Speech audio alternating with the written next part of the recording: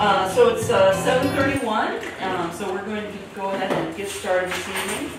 Thank you all very much for coming tonight to the Royall House and Slave Quarters. My name is Jennifer Putz. I'm on the board of directors, and I'm delighted to invite you, or to welcome you here on this somewhat sultry summer evening.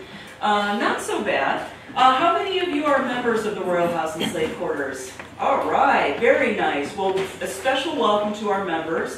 If you are not a member of the Royall House and Slave Quarters, it is not too late.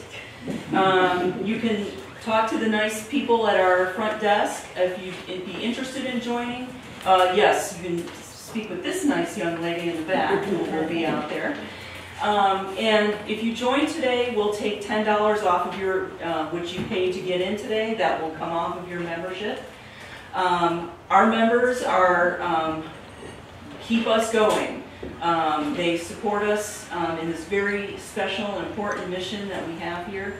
We're very grateful to their support, and we'd love to have you join them and join us.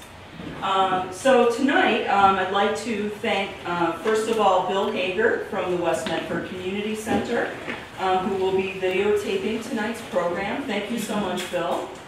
And as many of you know, we don't usually host evening programs in the summer. But in April, we posted a story, and we used the Royal we on our Facebook page, about a group of incarcerated men researching the history of enslavement on a nearby former plantation.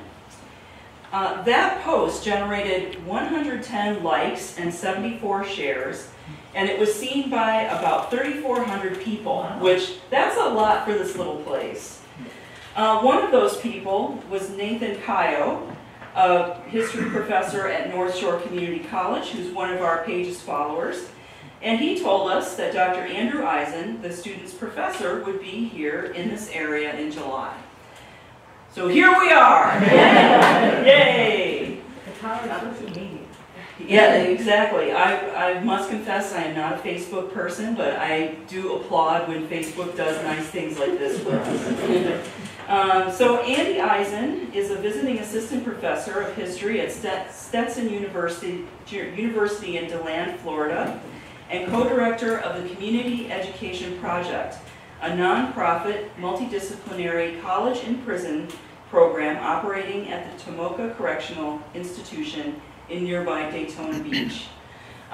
Before I turn things over to Andy, I almost forgot, just to save the date for our annual fundraiser, Giving Voice, which will be on September 15th. We'll be hosting the amazing historian Taya Miles. And I believe she might come, she might be referenced tonight, so I wanted to make sure to get that out there as well. So without further ado, please join me in giving a warm welcome.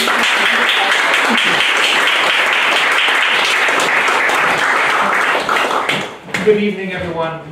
Jennifer, thank you for the introduction.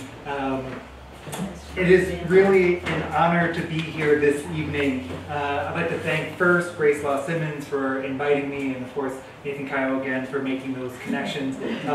Grace Law gave me a tour of this site yesterday. We spent about an hour and a half. I felt like we could have spent another hour and a half easily walking the grounds, and it is really an honor and a privilege to be here with you. This talk I've been working on for a while. It's kind of challenging for me for two reasons. One is that the work that I'll be sharing with you, while it is work that I coordinate with my students, it's also my students' work. I can't speak for them, so what I've done is I've asked them to write a few pieces here so you can hear directly from them this evening. And so it's challenging in the sense of having a great deal of responsibility to get their story right and not speak for them in places where I can't. And then secondly, the responsibility of telling this story in this room, here in the slave quarters in the Royall House. I thought I would begin with a photograph of a road, the Pershing Highway. When I drive to the prison and Tomoka Correctional Institution, this road runs parallel to the International Speedway. It is about 1 mile away from where the prison is currently located. It was constructed by incarcerated laborers after World War I. A reminder of how closely we are tied to the past, from slavery to convict leasing to histories of mass incarceration. The U.S. South was a region that was largely lacking prisons and a formalized police force until after slavery was abolished. Under chattel slavery, the prisons and professional police forces were not needed. At the time of the Civil War, overseers, slave catchers, and the white public maintained a political, economic, and social system predicated and resulting in the bondage of some 4 million human beings.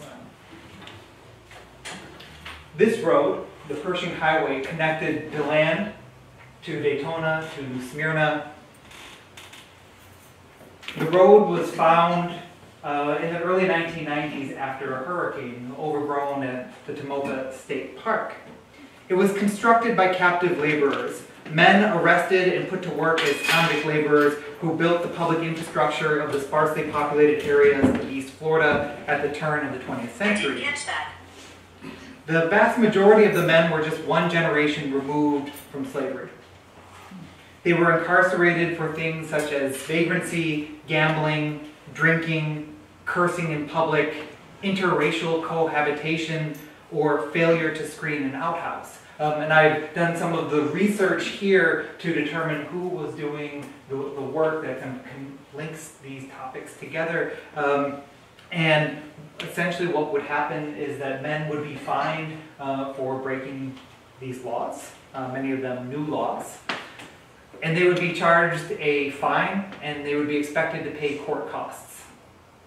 Since most of those who were being arrested were poor, they couldn't pay the cost of the fine plus the court cost, and so they would instead work in these remote areas for 15, 30, or 90 days.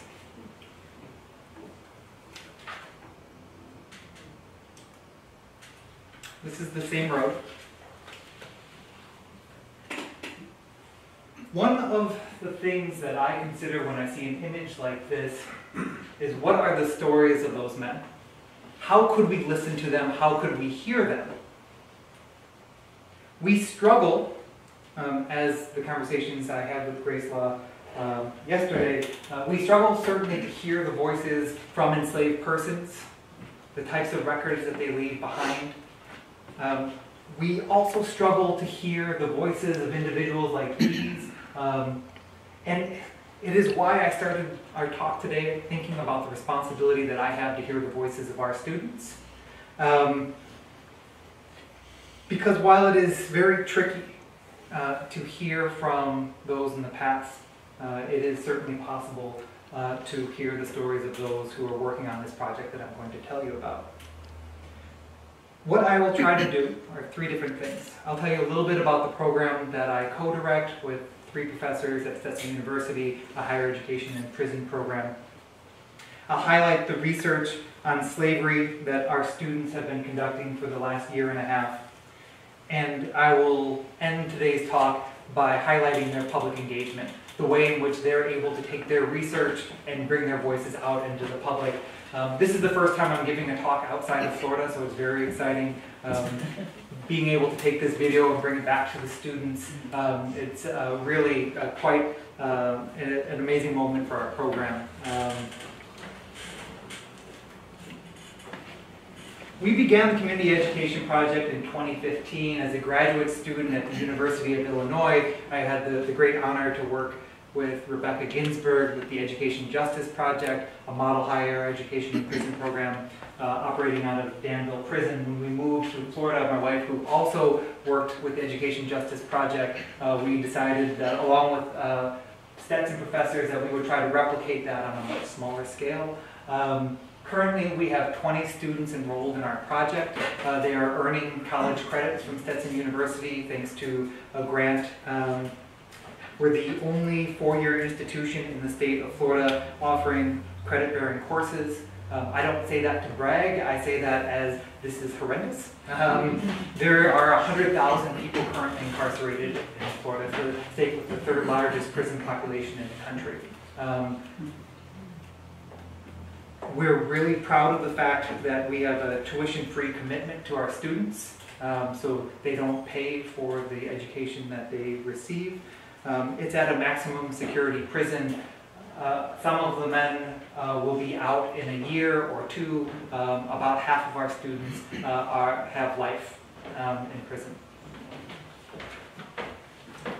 The mission of our program, I think some of this was read as part of the introduction. So I'll just skip to the second sentence.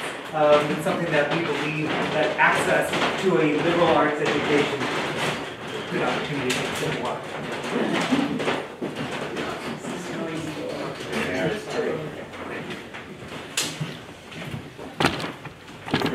We believe that access to a liberal arts education offers incarcerated individuals meaningful opportunities for personal growth and intellectual engagement, which benefits our community as a whole. The idea of higher education benefiting a community as a whole, I hope you will see in this presentation tonight.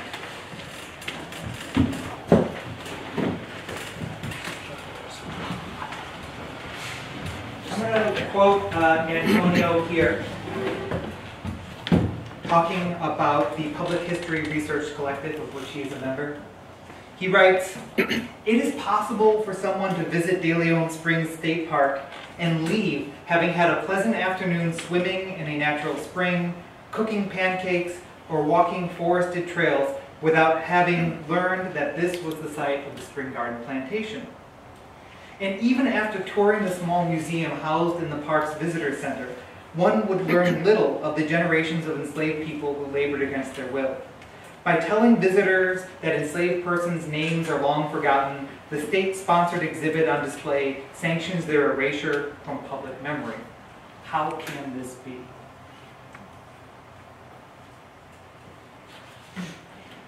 There was an active effort to forget the history of slavery in Central Florida. Here, the Spring Garden.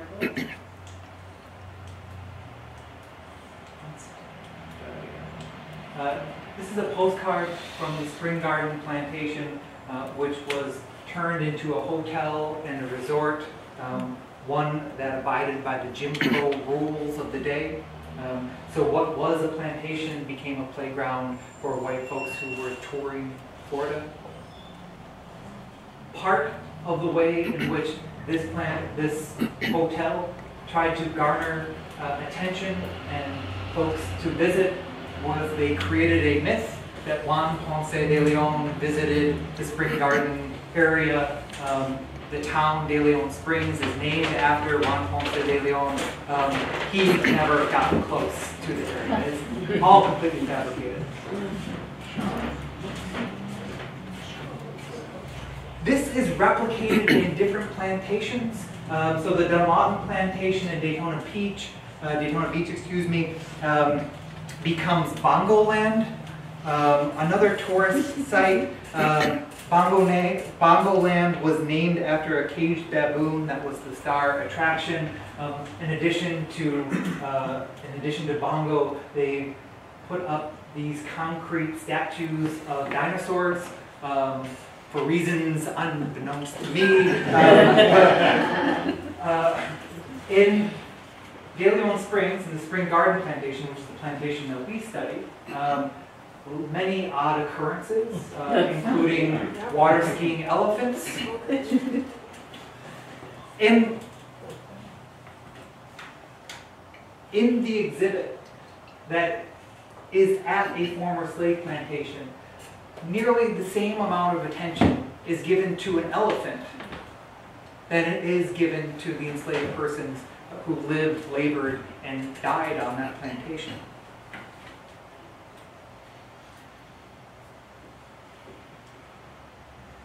In downtown DeLand, there is a mural of the old Spanish sugar mill If you're ever in Florida and you see the word sugar mill, that reads plantation.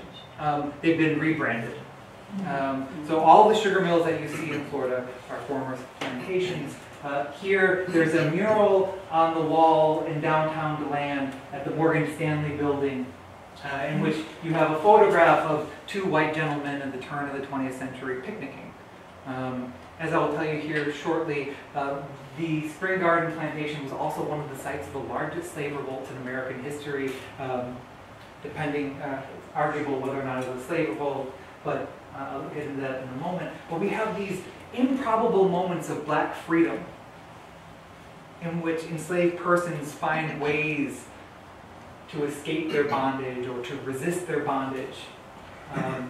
And these dramatic histories are rendered into white folks picnicking as this is transitioning into a theme park. I want to show a very quick video to give you a better sense of exactly what I'm talking about. This is about 2 minutes long, presented by Visit Florida. This How Are You Florida segment is presented by Visit Florida. You know, in the 16th century, the Spanish were right here in the land at Leon Springs. And legend has it, Ponce de Leon himself was here, looking for the Fountain of Youth. This 625-acre state park is not only the site of a mythical fountain of youth, but it's also home to a unique culinary experience. We're here at the old Spanish sugar mill, where you actually cook your own pancakes on the dough right here in front of you. My daughter Casey is a pancake ninja and needed a little coaxing to accompany me on this pancaking adventure. Chad and kids here in for a great treat today. They're coming into the old Spanish sugar mill and making pancakes at the table. Do we get a discount because we're cooking our own food? I'm afraid it doesn't work that way, sir. We're going to get two different kinds of pancake batter. We're going to pour them on the grill, create whatever exotic topping they would like on there, and have a great time. Wait till the edges become nice and dry, bubbles are popping, and flip them on over. This is a lot of instructions. You can do it, I have faith in you. You get all that? Yes. We haven't had a pancake fatality since I started working here. One thing to keep in mind, don't take reservations. You simply show up and put your name on the list. We do get busy, and it's not uncommon to have a fairly long wait when you come out here. But come on in. Get your name on the waiting list. We'll let you know what our wait is when you arrive. And you can go swim, you can hike the trail, the captain will take you out on the tour boat, you can go canoeing, come out, play a little bit, and have some pancakes. Don't play. This is a culinary adventure set in an epic Florida background, brimming with history. And remember, Ponce de Leon thought this spring was the fountain of youth. So bring your bathing suit and take a dip. You never know.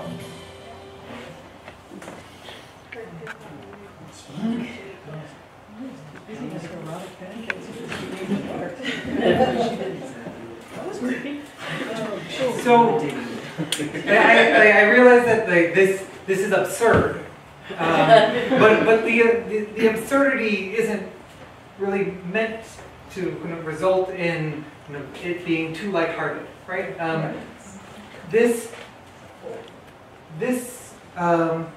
I brought this information to my students in the prison. And I took this photograph of Florida History Day in which Confederate reenactors planted the Confederate flag in the same soil where enslaved persons are buried somewhere on this land where we don't know. And they play with cannons for hours on Florida History Day. And so I brought this to students and I told them about the exhibit when you walk in, and there is a cursory history of slavery and the statement that the names of enslaved persons are long forgotten. And I brought them quick examples. I found one through a Google search. I went to the local courthouse. I found the probate records of the enslaver at the Spring Garden Plantation, one of the 4 enslavers. And I brought them these lists of names, and we started talking about public memory, public histories, whose lives are worth remembering by the state, by the park rangers, by those who built the exhibits, by those who run Visit Florida. And our students, my students asked me, well, what are you going to do about it? And I said, well, I'm a historian, I'll probably write an article about it. And they said, no, we've got to do something more than that. One of the really fascinating things about working with these exceptional groups of students that I'm going to tell you about is an activist interest that they have. A desire to not only have their voices reach beyond the prison where they're currently incarcerated, but a desire to inform the public, to retell these histories of slavery in a way that is far more respectful to those whose lives, those folks who were enslaved there. And so we started brainstorming different ideas, and this is where students read Taya Miles's Cherokee Rose Plantation. She had her students work at the Cherokee Rose Plantation doing research, and they created a pamphlet about slavery at that plantation. And our students read that and said, we can do that. Let's do that. And then I shared with them work that was being done by the Indiana Women's Prison at the University of Indiana, where they're doing research on the history of women's prisons. And they actually have a book contract, and they're writing a book. I said, we can do that. It's one step at a time. So we started. And we started without a computer lab. This was before we received a grant that allowed us to build a lab and enter into the 21st century. So everything was by hand. I would find primary sources, I would copy them, I would bring them in, students would organize, and space is at a premium in the prison. So they can't take things back to their locker. We were sharing a classroom, and this is what students occasionally would refer to as their gold mine. They didn't want to leave it in the classroom. They couldn't bring it back to their dorms. And so we just kind of had to have faith that nobody would touch it. Antonio, who I started this presentation with, he transcribes about 60 pages of a Spanish land grant. This is a printed copy of a copy, so nearly illegible at places in Spanish and in English, and he translated parts of it for the non-Spanish speakers in our classroom.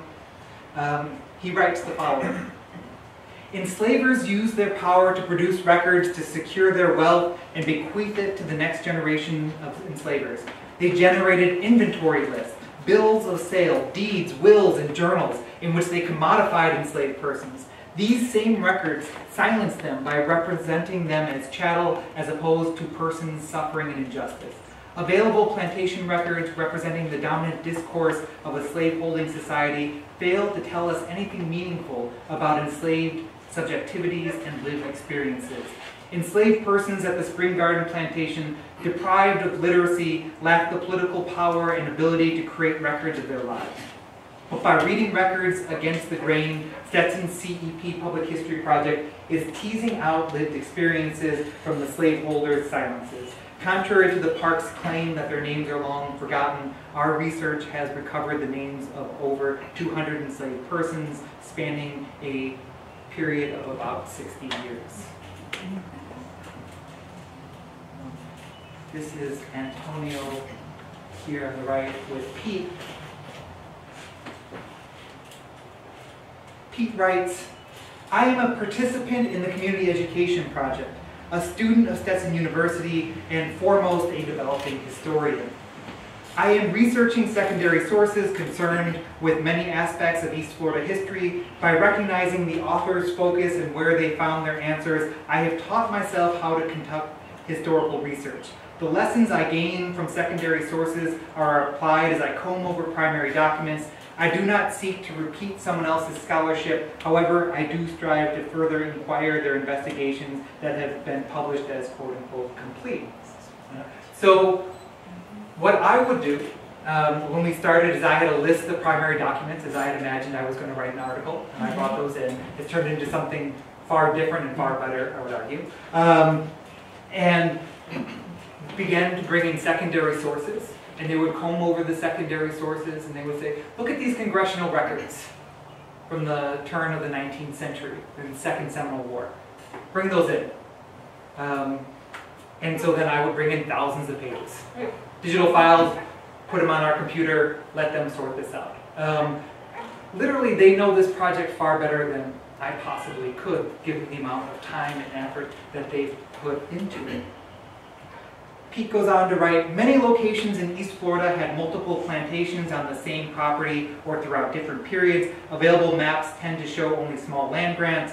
I have uncovered records of grant holders renting hundreds of acres to smaller plantations on their grants that do not show on any map. Some of those lands housed enslaved peoples who primarily show up on tax records, census reports, and probate documents. Historians who have bothered to study East Florida only had questions about large plantation owners. Recently, I have decided to try and locate all lands owned by enslavers and hopefully the names of all enslaved people they considered personal property. Scholarly sources provide estimates of the population at different times divided by race. I desire to match every enslaved person on record in an East Florida primary document with an East Florida location. How many of them can I place within this Volusia County area? CEP students have collectively brought back to the light the lives of these people with the hopes of building a bridge from their past lives to our present. So one of the things that I do before giving any presentation is I get it cleared by the students. And so Ken wasn't sure about this photograph, but since we have limited amount of times that we're able to bring in a camera into the prison, this will have to do. Sorry, Ken. He did give the okay. Ken writes, did you know that the first underground railroad did not travel north but south into Spanish Florida? What about the fact that this pathway to freedom led to not only the creation of free, productive African societies in Central Florida, but also a unique Afro-Indian alliance that fought for and won the emancipation of enslaved people before the Civil War? As early as 1526, when the first African slaves were brought to the present-day United States, resistance by enslaved people in alliance with Indians occurred and marooned, runaway communities were created. This unique coalition materialized predominantly in Spanish Florida due to the fact that the enslaved fleeing the southern colonies were granted their freedom from 1693 to 1796 and were welcomed as allies by the developing Seminole nation. I mentioned earlier that this is the site, the Spring Garden Plantation is the site of what is arguably the largest slave revolt in American history. Here, Seminoles and Black Seminoles who were enslaved persons who had escaped bondage in places like Georgia and had come across into Florida and created maroon communities, literally burned down all of the plantations on the east coast of Florida. And so,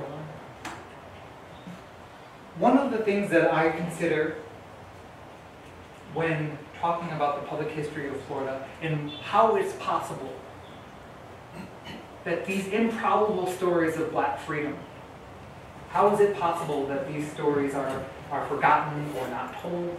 I think one of the reasons is because there aren't structures like these, because they quite literally burnt them down. There are ruins.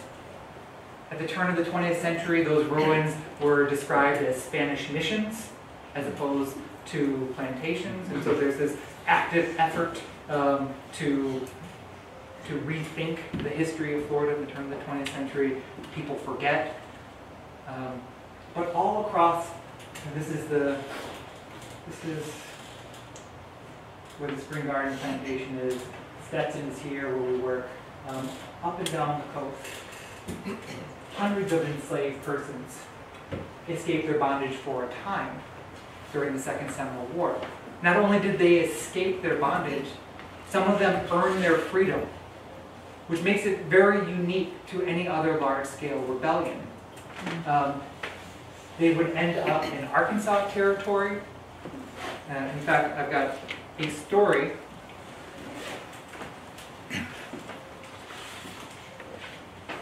that Ken uncovered. The white settlers, and this is Ken again, the white settlers' insatiable desire for slaves and land threatened the Seminoles' way of life and caused them to resist. Under the counsel and leadership of the black Seminoles, Abraham, John Caesar, Juan Caballo, and Luis Pacheco, the Seminoles incited and aided in arguably the largest slave revolt in U.S. history, which began right here in Volusia County. Ken found a document in congressional records that was listing the names of enslaved persons who were captured during the Second Seminole War, who had escaped from the plantation during the war. What happens at the Spring Garden plantation is that there is news of a rebellion occurring up and down the East Coast, and so the overseer gives 10 weapons to enslaved persons and says, protect this property. When the overseer returns, Spring Garden plantation is burned to the ground. In the congressional records, enslavers petitioned for their property. So the U.S. Army captured enslaved people, Seminoles, and they decided that they would ship them out west because it was some of them were literally Seminole property. Seminoles owned enslaved persons themselves, although that system is a little bit distinct from chattel slavery. The relationships are different. Some historians talk about it more as a tribute system as opposed to chattel slavery. But according to this document that Ken found, 2 enslaved people with the monikers Gin Boy, Dick and Jacob, and an infant child named Tom were property owned by Joseph and Henry Woodruff. 9 years later, these 3 people were found on a list of Seminole Indians, Indian Negroes, and slaves of citizens of Florida who were either captured by troops or who had surrendered. Jacob and Dick were listed as being held at Fort Jupiter, but Thomas was sent on to Fort Brooke at Tampa Bay. Fort Brooke played a prominent role in the removal process of Seminole Indians to the west. And so Ken asks, did Thomas find his way to Arkansas territory? So did this person find his freedom? This is very much a research project in process. So perhaps in a few years I'll come back and I'll have an answer to that. But it is incredible that these stories are being told and that our students are doing this work.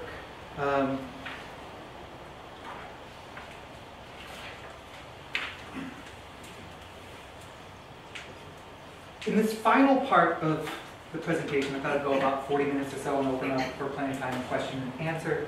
In the final 10 minutes or so, I would just like to tell you a little bit about how their research is coming out into the public. So students had their first, Pete and Antonio had their first piece published by The Process, which is a blog for American history. In fact, this is how we got connected. Here is this article was shared. And so it was a really interesting process where one of the editors of the Journal of American History was working with our students and responding back and forth as they were writing up some background information about their work. I give tours in my history classes of DeLand. DeLand is the strangest place I've ever lived.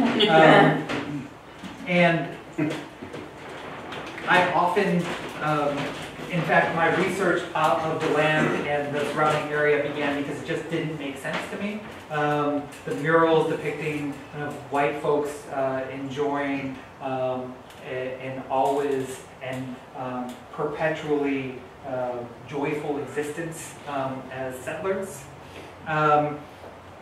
One day I was giving a tour in the courthouse and I came across this painting of the Metamora and I stopped in my tracks. I stopped in my tracks because only a week or two previously a student had found slave manifests, the movement of enslaved persons from South Carolina to from Charleston to Savannah to Jacksonville on the Metamora, which was a steamship. They found 75 enslaved people who were forcibly moved from plantations in South Carolina to Spring Garden Plantation. So the names of the list of the names that we have of the people who the state reported were long forgotten is continuing to grow. But it's also allowing me, when I go out in my classes, we go to the plantation, and I'm finding connections to slavery in my town, where I've lived for the past few years, in unexpected and unanticipated ways.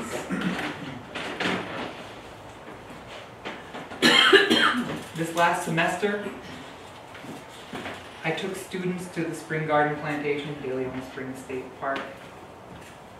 And one of the most powerful moments I've ever had as a teacher occurred. Antonio was kind enough to type up all the names of the enslaved persons, and we walked away from everything you saw there. The pancake house, the people swimming, kayaking, going on about their days. We walked kind of far away towards where we believe the slave quarters were held. And I asked students, do you want to read the names of these people, have their names heard on this ground? And the students were silent. And if you are a teacher, you know that sometimes silence can be the most scary thing in a classroom.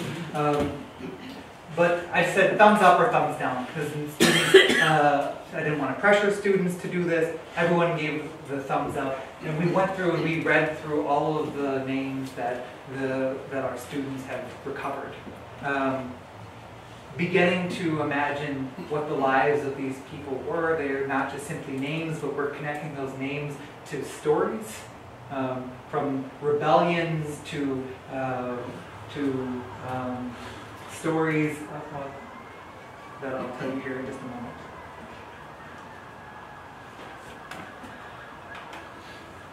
One of the challenging aspects of working on and telling stories, of teaching Black history in DeLand is to see how poorly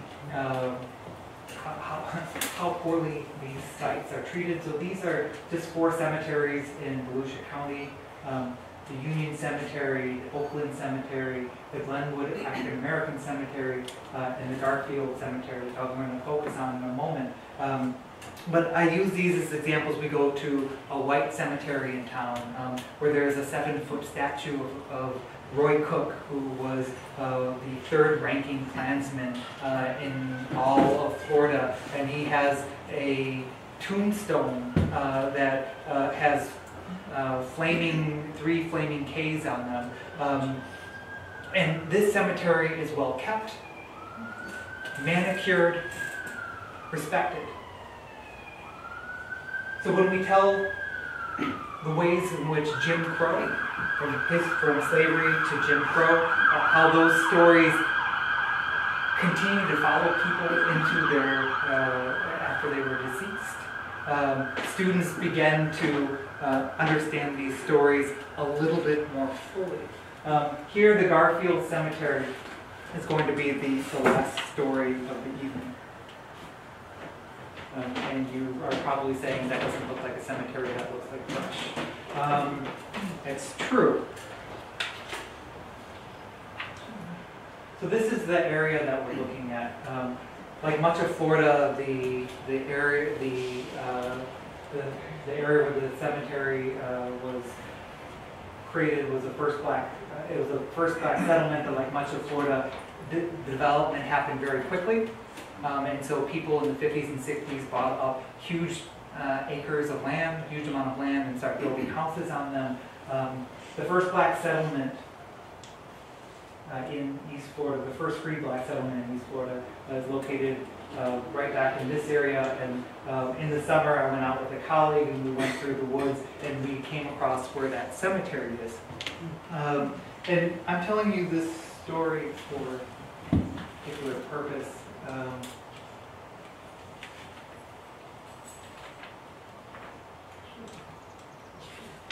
So these are photographs we took at the cemetery. a student, we had been studying the history of a man named Anthony Stark.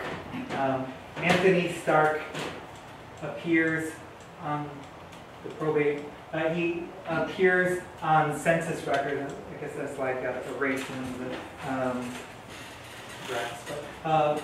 Anthony Stark appears on 3 different documents. One is on a probate records list as someone who had been enslaved. The second is on a census list post-slavery. The third is he is his own will. And in his will, he had accrued about 40 acres, and he talks about his siblings. So we're able to connect him from the plantation to the post-war period. And so we are telling these stories of someone who was held captive in South Carolina, who would have came down on a steamship like the Metamora, would have worked at the Spring Garden plantation from a young man into adulthood, would have been held in bondage, and then the final document that we found from him are his voting records. And so we have, again, these stories, these improbable stories of Black freedom that are connected to these sites that have just been completely erased. One of my students transcribed Anthony Stark's last will and testament and found out that he had a sister. His sister's name was Malia, or Amalia. She was valued at $100. We found her on a census record, and through ingenuity and genius, we were able to trace back to one of Malia's living relatives, Mr. Leon Clements. Students, this is a copy, but students prepared for them records of his family. Mr. Clements lives about 15 miles from where the plantation existed. He was very interested in his family history. He had done some of the genealogical work himself, and he thought that his folks had moved to Central Florida after emancipation, but he had stronger ties to where he was living. In the letter that they sent to Mr. Leon Clements, they wrote the following. It's a little bit longer paragraph, but this is the conclusion. From the summer of 2018 to the present, we have worked diligently to understand the history of Spring Garden Plantation and share it with the public. To this end, we have studied numerous documents, including probate records, census records, maps, Spanish land grants, Bureau of Land Management surveys, and steamboat manifests. These documents have revealed an abundance of information about the history surrounding the Spring Garden Plantation that are not contained in the current exhibit. Most importantly, as it pertains to your family, in 1849, Thomas Stark, a South Carolina planter, bought the Spring Garden Plantation from Colonel Orlando Reese. Records show proceeds from the sale of cotton, corn, and sugar produced on the plantation. Thomas Stark's probate record lists several names of those who were enslaved, including Anthony and Malia. Anthony was your great-great-uncle, and Malia your great-great-grandmother. With the probate record as a starting point, we uncovered additional information about Anthony Stark. Following emancipation, Anthony Stark, who was born into slavery in South Carolina, forcibly moved to Spring Garden Plantation, eventually obtained the right to vote in the elections and enterprise from 1867 to 1877. His life was an incredible testament to freedom. So I thank you all for your attention and allowing me to share the story.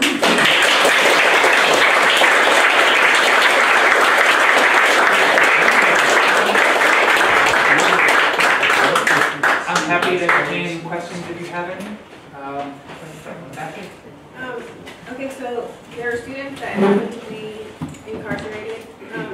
Were they able to go to the, like, on the tours with you? No, unfortunately, so I bring in photographs, I take videos, they're unable to leave the compound. So the research that they did is being shared with your other students, or is it like a combined effort? So it is, students have taken on different elements of the project. And so we have some students, so Pete, for example, is really interested in maps and trying to trace where individuals were enslaved and to be able to point it to certain locations. Antonio is bilingual and has been working in the Spanish period. Other students, Ken was really interested in the Second Seminole War and slave revolts. And so each student has taken on different elements of the project, and we have moments where we all come together. Sometimes it seems like people are all over the place, to be honest with you. And then we have to kind of reel things back in and try to figure out, like, how do we create one story about this? And one of the things that we're trying to do, and we're hopeful that we'll be able to, is to create an exhibit, and with the end goal of changing the exhibit that's at the Spring Garden Plantation. Okay. Yeah.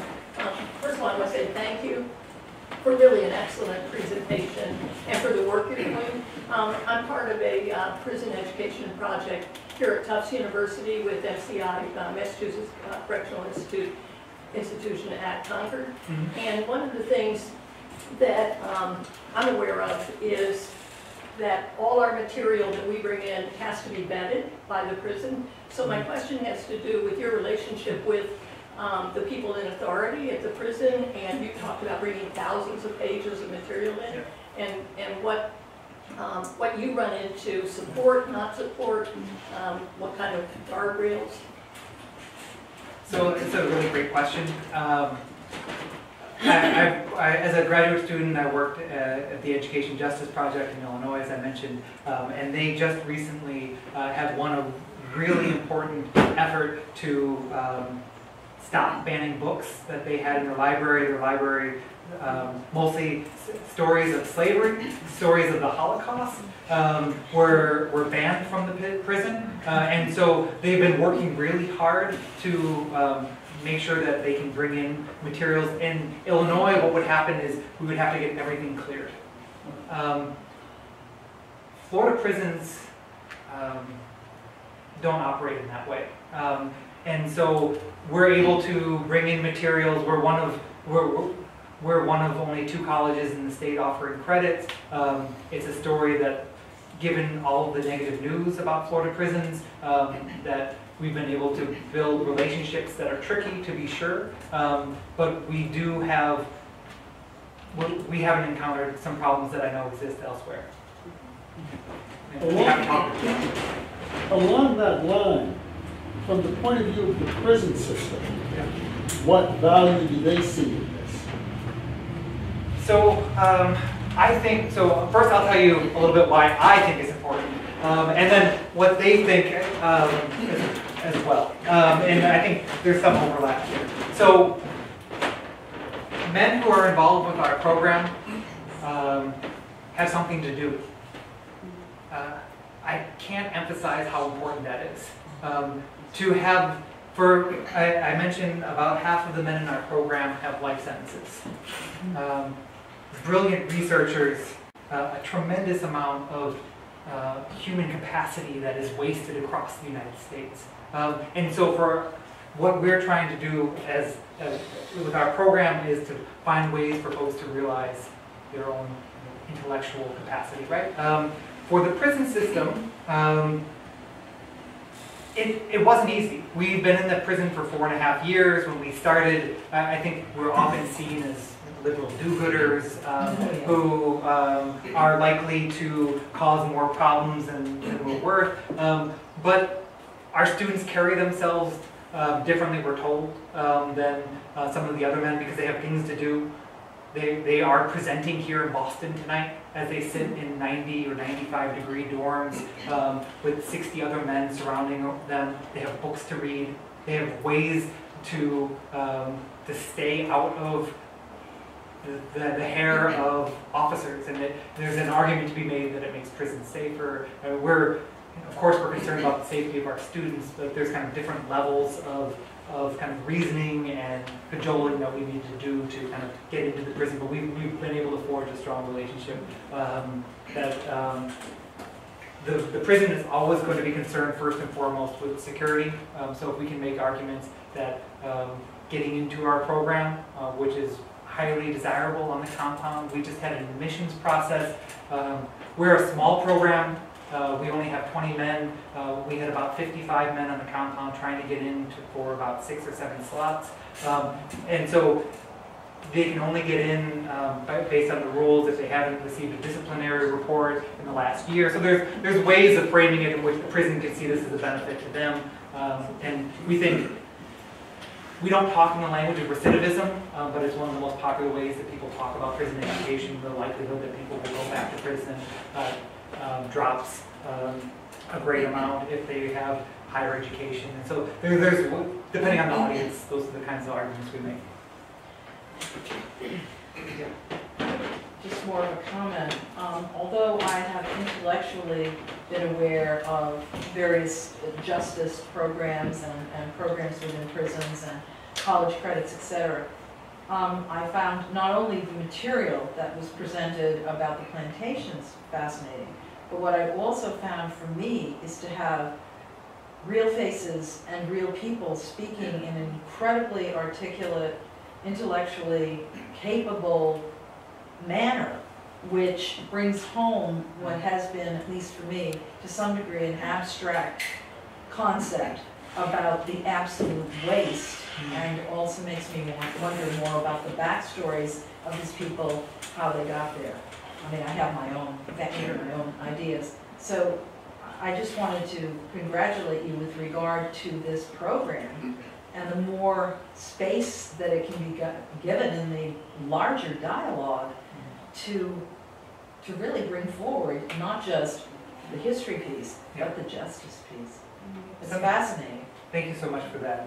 Sometimes I wonder if we would think differently if we thought that we were incarcerating millions of potential historians, right? What would that... They'd probably like to right now. And so, in terms of the background of our stories, it's similar to the background of stories across the country. Young men, mostly 16, 17, 18 years old, who get into trouble with the law. Our Florida prison systems, they hold people longer. Folks who have life in prison for allegedly holding up people at like a 7-Eleven with a knife. These just heart-wrenching stories, because you're absolutely right. These are human beings with tremendous capacity and are doing really important work if we would create a society that would allow them to do it. Is that a hand in the back? I want to address the Massachusetts situation. Both then, in the mid to late 1960s, and now, as an undergraduate in college in the Boston area, I began to teach what we then called Black history to Black inmates at MCI North, and later exported that curriculum as it was developing catch can, mainly in my hands, by recruiting other fellow undergraduate students to go out to Villa Rica and Concord to offer similar courses. Now these, unlike the ones that you all were non-credit. But even so, they factored into what I call the economy of parole and probation. These courses were offered through Phillips Brooks House Association at Harvard. You got a certificate with Harvard's name, right? And that was a chip in the economy of parole and probation. Now as to material, getting material in, I started teaching there in '67, which was less than 2 years after Malcolm X was assassinated. Some of the inmates that I taught had served time with Malcolm X at Norfolk or at the Charles Street Jail downtown in the '50s. And the brothers were desperate to get a hold of a copy of the autobiography of Malcolm X. But that was one of those taboo books because Malcolm X had an image as a bad Negro. And so they didn't want that image to encourage the prisoners. But there was a school at Norfolk, which was kind of a model institution in a lot of ways. It was more like a boarding school. And they had a library, which is where materials like the ones that your students are gathering now could have been housed, not in somebody's room, in a public school classroom. And the principal of the school was named Carlo Garamini.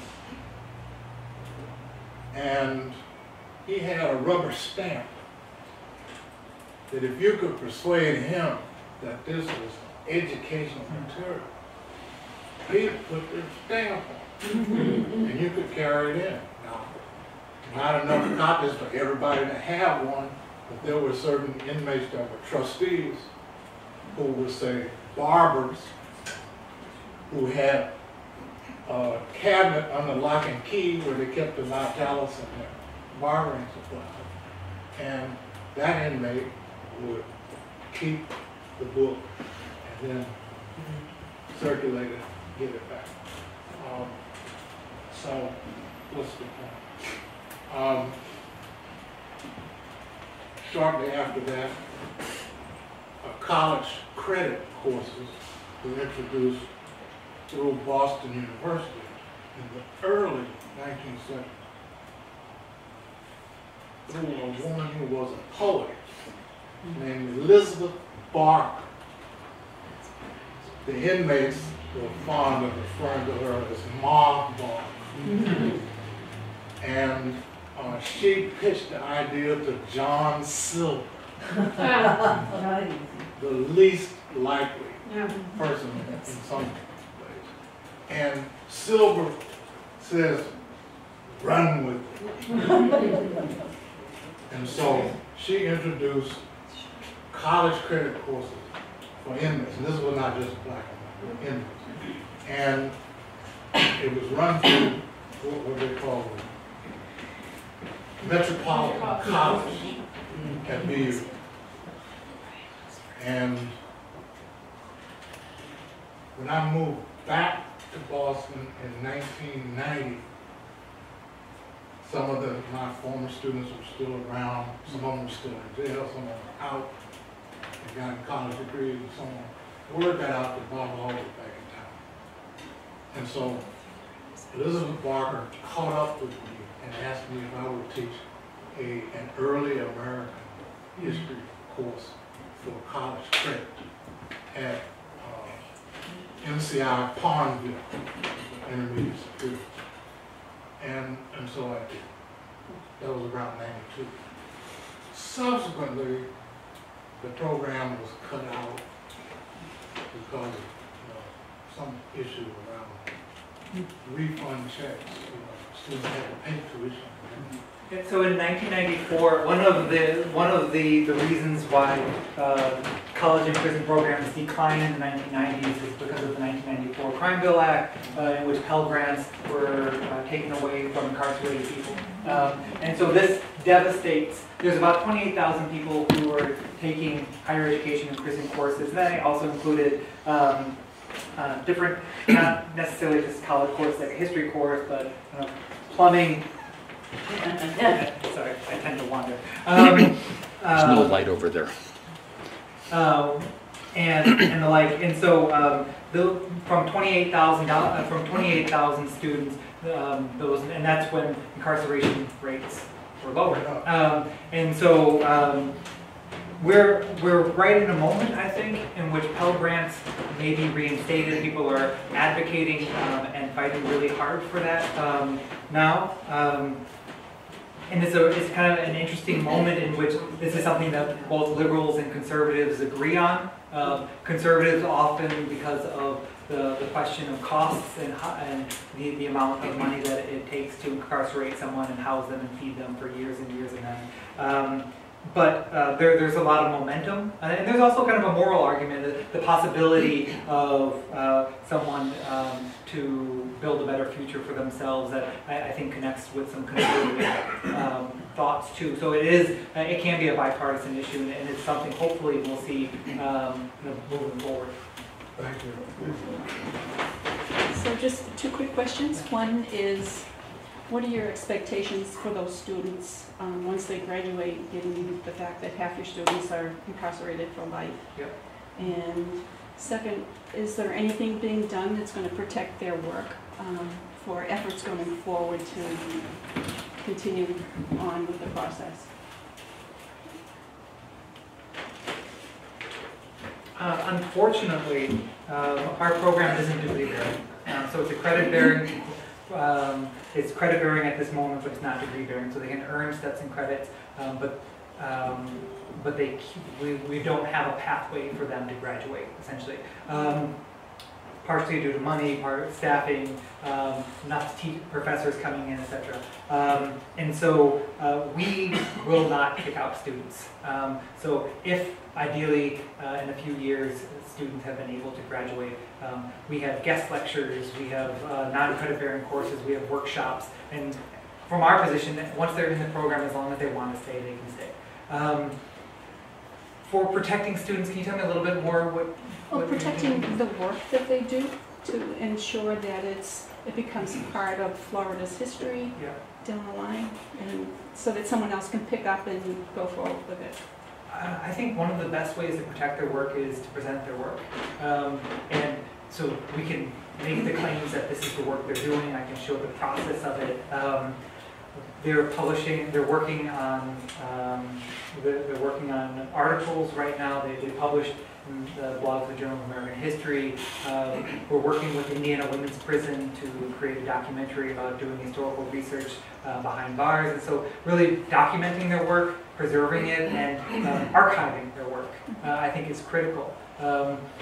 Especially as I began this talk discussing how much the archive silences enslaved persons, and then in the convict leasing system, and how difficult it is to hear their voices. If we see these things as being connected to one another, then it needs to be thoughtful efforts in the forefront of how to record their students' voices in their own words and protect them from manipulation, from whether it's from me or from reporters. We're thoughtful about that process, and it's something that we're very concerned with. Another question? I will be briefer. Here's a wild idea. There is such a thing as the Florida Historical Society. Right. And they have annual meetings. The next time they meet in the land or near where your institute, your prison is, propose to them that they hold at least one of their sessions inside the joint, where your inmates will be able to present. In 2021, we're having a conference. You're all invited. It is in DeLand, Florida, but in 2021, we're having a conference on higher education and prison in Florida, other programs that are operating, and we're absolutely going to, hopefully by that point, we have an exhibit that we can show off in the prison, and then we'll be able to talk about their historical research, and talking with the Florida Historical Society and letting them know is a really good idea that I hadn't thought about. Thank you. Okay, that's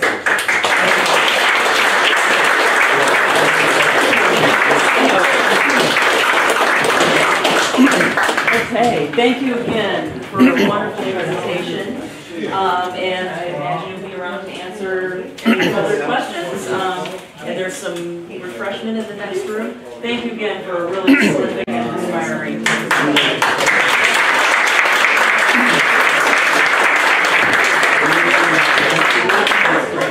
I wanted to